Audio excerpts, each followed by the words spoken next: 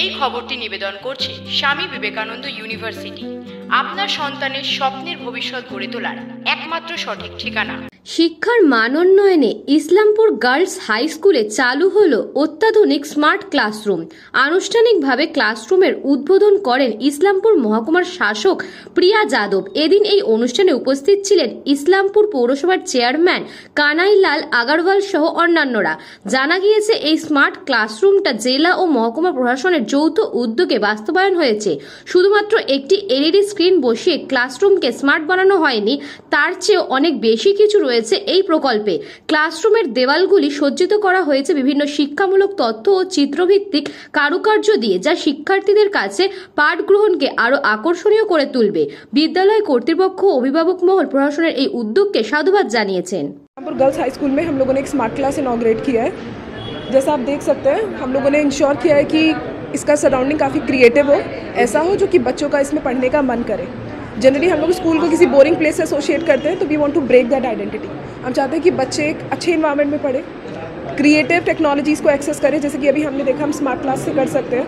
अच्छा audio visual content, अच्छा conceptual content, best learning दुनिया में जहाँ कहीं भी अवेलेबल है।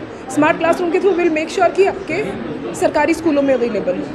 तो दिस इज़ वन इनिशिएटिव है जिसमें हम कोशिश कर रहे हैं कि हमारे प्राइवेट स्कूल की जिस तरह की एजुकेशन होती है, सरकारी स्कूल की एजुकेशन उसके पार पे या उससे और बेटर हो सके।